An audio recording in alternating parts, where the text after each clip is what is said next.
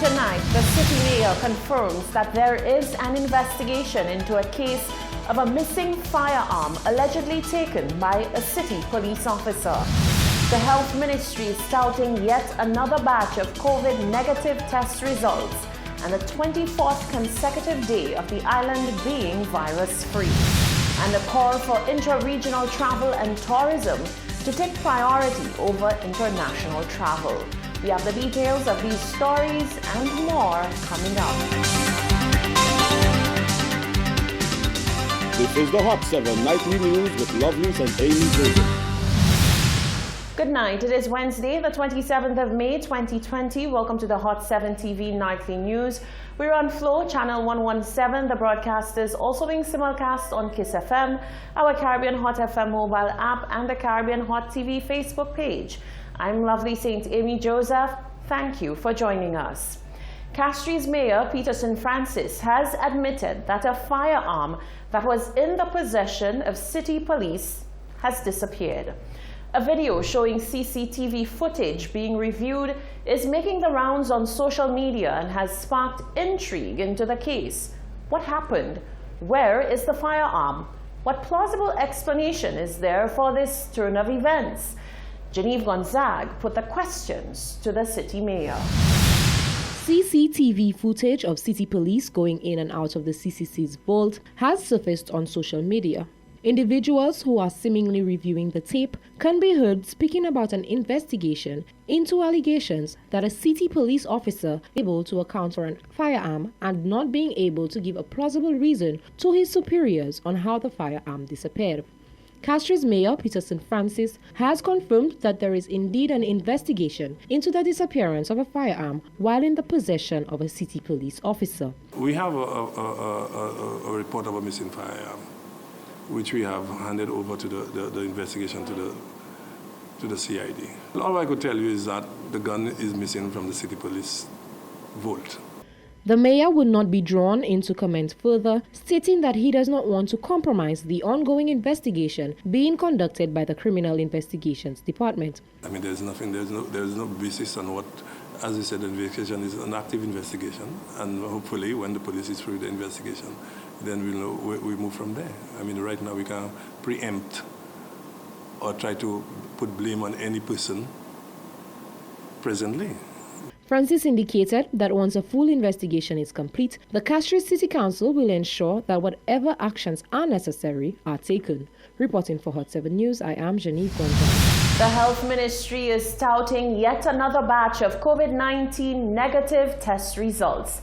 And it's the 24th consecutive day of the island being virus-free. On Wednesday, the 27th of May 2020, the Ministry of Health received the results of 41 COVID-19 tests, all of which returned as negative. It marked the 24th consecutive day that the ministry received no positive cases since the last case was recorded on the 3rd of May 2020. Chief Medical Officer Dr. Sharon Belmar-George says a total of 382 tests have been conducted. Though this data is encouraging, our healthcare providers continue to remain vigilant, screening and testing people who present at our facilities with flu-like symptoms, as we know the public health threat posed by COVID-19 is not over. We encourage everyone to monitor their individual state of health and that of their loved ones. If experiencing symptoms which include fever, cough, sore throat, loss of smell, take no chances. Please seek care at our community respiratory clinics or outside of their normal operations at the Victoria Hospital and the St. Jude Hospital. Belmar-George noted the upcoming challenges that will be presented in the coming week when the island will see the return to school for grade 6 and Form 5 students in preparation for their examinations. During that week, national borders will also reopen to travelers. These changes will result in a greater movement of people, and with that, we note the potential for increased transmission of the virus. As such, the Ministry of Health, in collaboration with the relevant sectors, has been preparing for these changes and the risks that potentially accompany them. This includes instituting of protocols, site assessments to determine capacity for infection prevention and control, as well as the surging of our stocks of personal protective equipment. Even with all of this in place, the Ministry of Health stresses that it will also require the support of every citizen in maintaining the recommended infection prevention and control measures to further strengthen the country's readiness. Wash or sanitize your hands, wear a face mask while undertaking daily activities out of the home, and maintain the required 6 feet distance. Also, be sure to cover your mouth and nose with disposable tissues or clothing when coughing and sneezing. These simple, inexpensive actions will make a meaningful difference in preventing the spread of infection. The government of St. Lucia recently announced the phased opening of the country's borders, signaling that the island is prepared to welcome tourists to its shores once again. The announcement has been met with mixed reaction from the population. Some have pointed to the tremendous risk this poses to the country's fragile health sector and huge population of vulnerable people. On the other side, some have offered their support, with particular reference for the need for employment and incomes for the 13,000 plus who were placed on the breadline. The Chamber says the health concerns are high among its members, yet it says it is clear that the country cannot remain shut to the outside world forever. The debate will be discussed on Thursday, the 28th of May at 2 p.m. during a Chamber meeting that will be streamed live via its Facebook page. Presentations will be made from the Ministry of Health and the Ministry of Tourism. Now we head to the streets. Are you convinced that an extension of the state of emergency until the 30th of September is absolutely necessary, as argued by the Prime Minister? Prime Minister Alan Chasney sought to justify the move by highlighting the need to respond to varying dynamics amid the COVID-19 pandemic. He stated in Parliament on Tuesday, quote, "The simple fact is the state of emergency allows us to move swiftly between phases, especially as the virus evolves. This would not be possible under normal circumstances," end quote. But the opposition has railed against the sweeping powers that a state of emergency gives the Prime Minister and what they believe will be abuse of this power. Let's hear your take. The Prime Minister has gone to Parliament to request a 3-month extension to the state of emergency. Today we want your views. Do you think his reasons were valid, or is the extension unnecessary? If Chasney extending and he open to our little St. Lucia. If he extending, why open the ports and everything? Chaos. He can ask for another extension. Yes. Open it too quick. Then for the sake of security, for our health issue, I believe he should extend it. He should extend it. We must not be too much in a hurry to go out there and open the country to make money. Health is better. Money cannot buy you health. You understand? Money cannot buy you health. So I believe he should extend it. I don't think the 3 months, the government trying to proceed for the 3 months for the quarantine, to me that's unacceptable, because people frustrated, even though certain youths from Marshall, the area of Marshall, that want to commit suicide because of problems with friends, financial problems, they cutting up themselves, they want to hang themselves. Even I was thinking of hanging myself too, because I frustrated.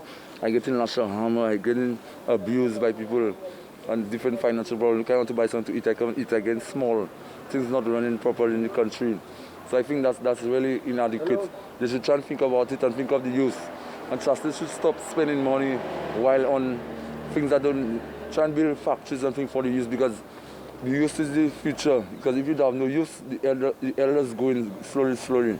Because they more need the youth now. What take I have to say on that is that if we are opening the borders to the foreigners and we have no death, and the virus is not extending to that more people are getting it, I believe we shouldn't extend the emergency for that. We should look at it again and come to the public, because if the country is being open to foreigners, why should we have emergency lockdown so extended to 40th of September? I believe it's wrong, and he should rethink it carefully. Right now it's unnecessary, it doesn't make sense. See, if our borders will open, what state of emergency anyway? It doesn't make sense. When we look at leadership of a nation, I believe they are more often than not inspired by God. So I believe the decisions that they make, especially on behalf of the nation, is always the right one. Again, you have to understand, as far as the Prime Minister is concerned, he is not the expert as to what the scientific situation with COVID is all about. But then we have the CMO and the health people who are the ones who made the recommendations.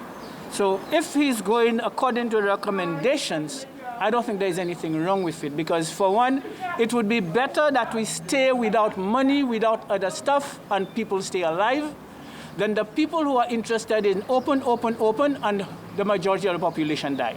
I would prefer to stay alive and eat whatever I get than to be one of those that COVID decide to go with. I think it's unnecessary, because Dr. Belmont is the key person to say if they have coronavirus in the country or not. The Prime Minister is making people scared what's going on. I think the Prime Minister come out and speak the truth to the nation. What is going on?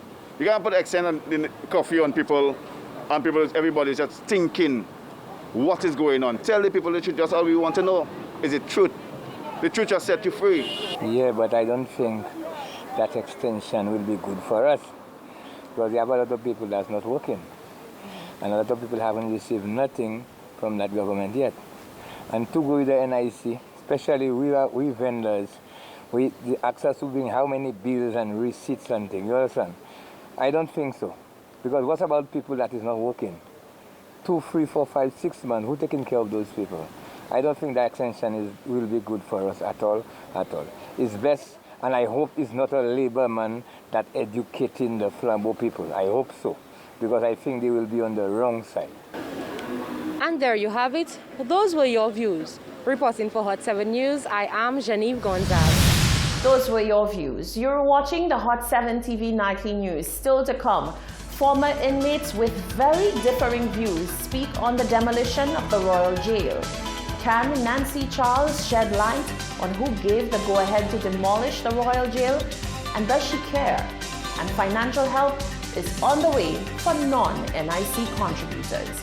That and more after the break.